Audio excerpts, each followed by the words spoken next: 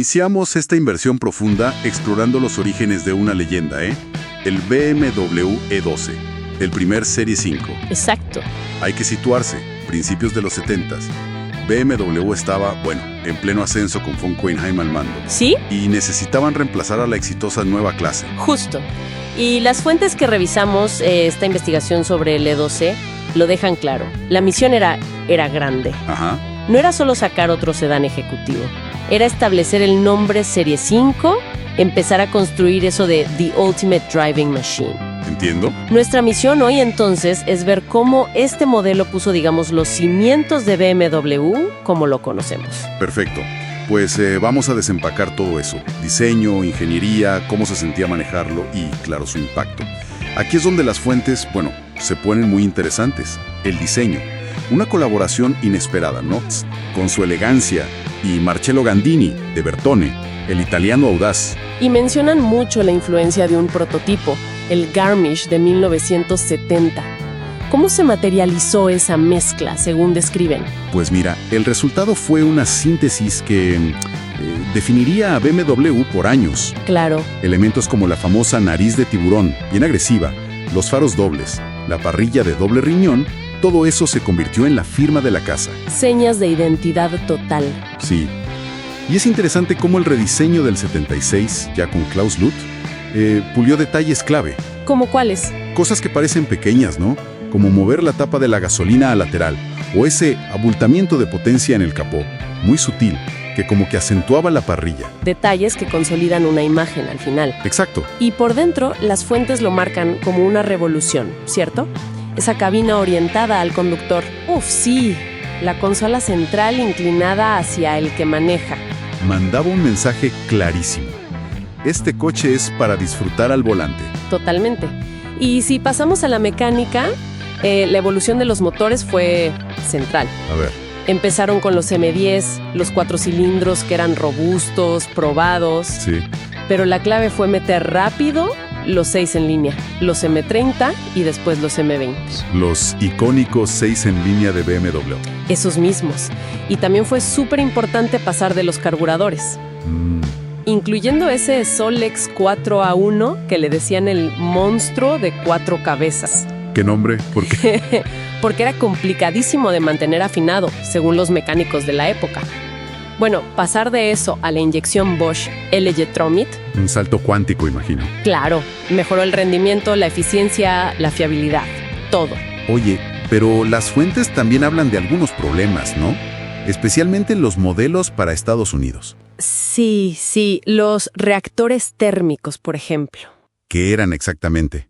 Intentaban controlar emisiones, ¿verdad? Exacto, pero eran, un intento temprano y un poco bruto. Ajá. Las fuentes dicen que generaban un calor terrible bajo el capó, dañando componentes y además restringían el escape, le quitaban brío al motor. Y a eso súmale los paragolpes gigantes que les ponían en EU. Sí. Rompían toda la línea europea del coche. Y la corrosión, que era un mal de la época, ¿no? Ahí también sufría. Pero a pesar de eso, la base, la estructura, el chasis, eran sólidos. Sí, totalmente. Tenía suspensión independiente en las 4 ruedas. McPherson adelante, brazos semitirados atrás. Buscando ese equilibrio BMW entre confort y deportividad. Justo. Aunque algunas reseñas de la época decían que balanceaba un poco en curvas. Pero la sensación general era de solidez, de conexión mecánica con la ruta, sobre todo con las cajas manuales Getrag. Y muy importante, sin ABS. Fundamental. El control total dependía de la habilidad del conductor, pura conducción. Y no podemos dejar de lado las versiones especiales. El 530 MLE sudafricano del 76. Casi un coche de carreras. Totalmente. Una bestia de homologación. Le quitaron peso por todos lados, paneles perforados, sin extras. Un precursor M en toda regla, aunque no llevara la letra. Exacto. Y luego, claro, el M535i del 80. Este sí, desarrollado por BMW Motorsport. El padre del M5. Considerado así, sí. Motor 3.5 litros, 218 caballos, caja dogleg de relación cerrada, diferencial autobloqueante, chasis puesto a punto por la división M. Palabras mayores. Viendo todo esto, El impacto del E12 es enorme. Sin duda. Casi 700.000 unidades. Estableció la nomenclatura de series. Solidificó esa imagen de BMW de sedanes deportivos premium. Sí, y hoy es un clásico buscado. Aunque, como dicen las fuentes, mantenerlo tiene sus desafíos, claro. En resumen, el E12 fue mucho más que el primer Serie 5. Fue la plantilla.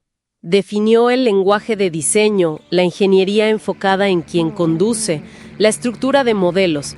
BMW vivió de eso décadas. Bienvenidos de nuevo a esta inmersión profunda. Continuamos con el BMW E12, el primer Serie 5.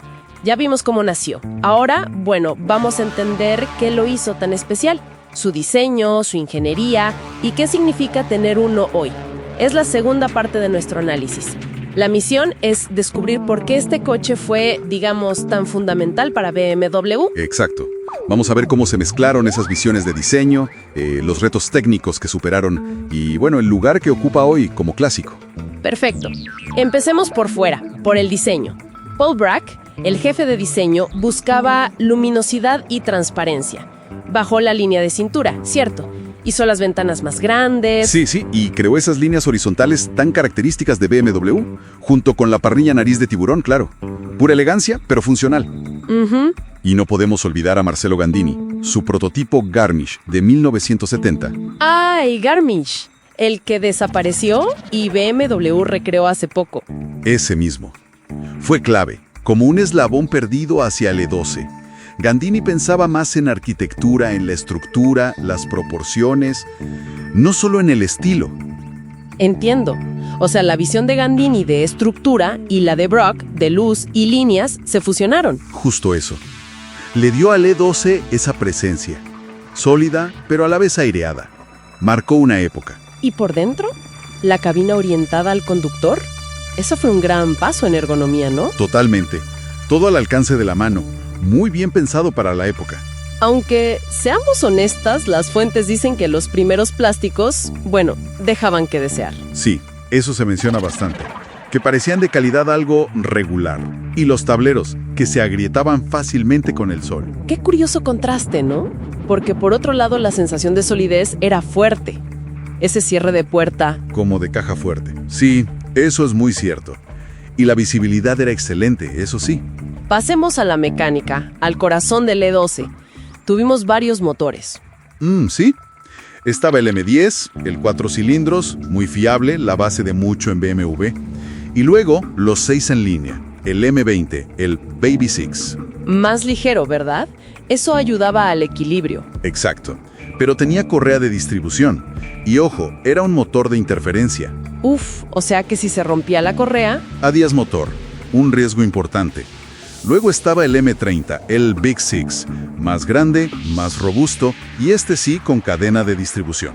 ¿Y los problemas típicos, según las fuentes? Aparte del riesgo de la correa del M20. ¿Qué más?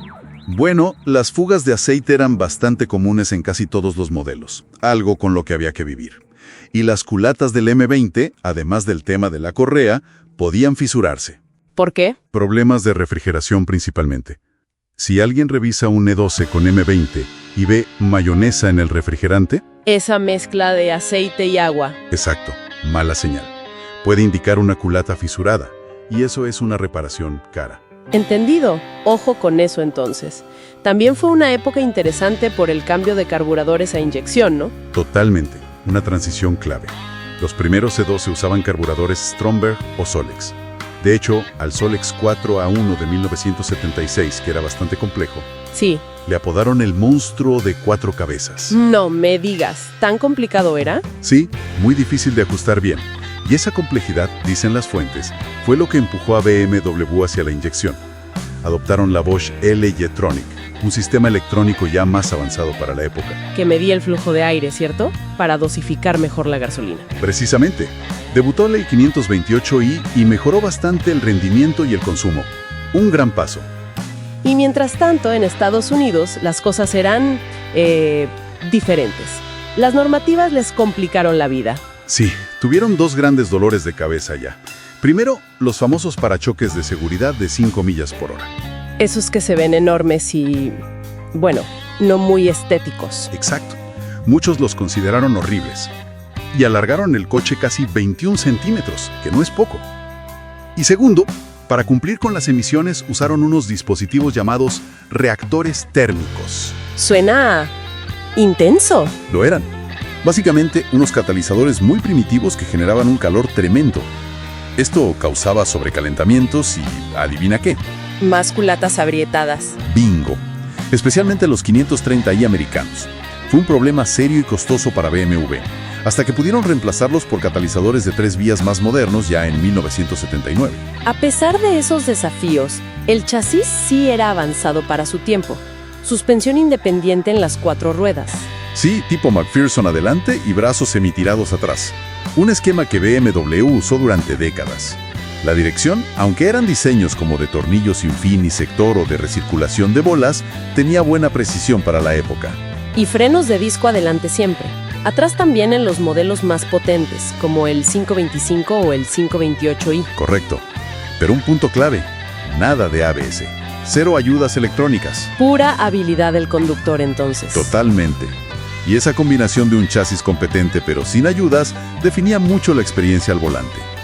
Las reseñas de la época hablaban de balanceos pronunciados en las curvas. Sí, leí algo de una sensación flotante, casi como ir en un barco. Exacto. A algunos conductores les gustaba esa suavidad, esa sensación. Otros la encontraban un poco impredecible. Era un coche que, digamos, exigía manos. No te perdonaba errores como los coches más modernos. Lo cual nos lleva a la actualidad. ¿Qué implica tener un E12 hoy? El gran enemigo, coincide en las fuentes, es el óxido. Sin duda, la protección anticorrosión de fábrica no era la mejor, seamos sinceros. Muchísimos E12 acabaron en el desguace simplemente por eso. Entonces, buscar uno que venga de un clima seco o que ya esté restaurado es fundamental. Absolutamente. Y encontrar piezas específicas, sobre todo de carrocería o de interiores, puede ser un desafío. Aunque bueno, hay una comunidad de aficionados muy activa que ayuda mucho. ¿Y en el mercado de clásicos, cómo se lo valora? Ha estado un poco a la sombra de sus sucesores, como el E28 o el E34, pero está ganando reconocimiento, ¿eh? Los modelos especiales como el M535. El precursor del M5, ¿no? Hecho casi artesanalmente por Motorsport. Ese mismo. Solo se hicieron unos 1650. O el rarísimo 530 MLE sudafricano, una versión homologación. Esos ya son muy buscados y cotizados. Pero todavía se pueden encontrar E12 más normales, digamos, a precios razonables. Ofrecen una experiencia de conducción más pura, quizá. Sí, más directa, menos filtrada que la de los sucesores. Entonces, para ir cerrando, el E12 fue mucho más que solo el primer Serie 5. Fue un coche que de alguna manera reinventó a BMW, estableció cánones de diseño, priorizó la experiencia de manejo. Sin duda alguna, su legado es enorme, innegable. Y esto quizás nos deja con una reflexión final para quienes nos escuchan. A ver. Si consideramos ese papel fundacional que tuvo y esa experiencia de conducción tan pura, tan sin filtros electrónicos que comentábamos, ¿podría ser que el E12, a menudo un poco subestimado, sea en realidad la verdadera génesis de la máquina de conducir definitiva? Quizás incluso de una forma más pura que modelos posteriores, más tecnológicos y aclamados. No sé, es algo en qué pensar.